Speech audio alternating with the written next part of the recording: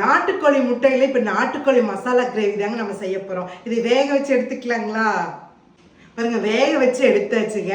இந்த முட்டையை வந்து சைடில் கீரல் மாதிரி போட்டுக்கலாம். பாருங்க, இந்த மாதிரி கீரல் போட்டுக்கோங்க. இப்படி போடுறப்ப மசாலாலாம் வந்து இதுக்குள்ளே நல்லா ஆட் ஆகிக்குங்க. ரீஃபைண்ட் ஆயில் 2 ஸ்பூன், கடுகு, ஒரு கட்டி இடிச்ச பூண்டு, 1 கப்பு இடிச்ச சின்ன வெங்காயம், பொடியாக நறுக்கு ஒரு தக்காளி பழம், அளவான உப்பு, மஞ்சள்தூள், 1/2 ஸ்பூன் வரமிளகாத்தூள், 1 ஸ்பூன் பெப்பர் தூள்,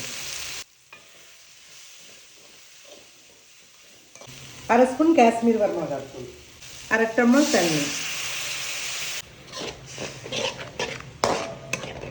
வேக வச்சு நாட்டுக்கோழி முட்டையை போட்டுக்கலாம். அப்படியே லைட்டாக கலக்கலுங்க.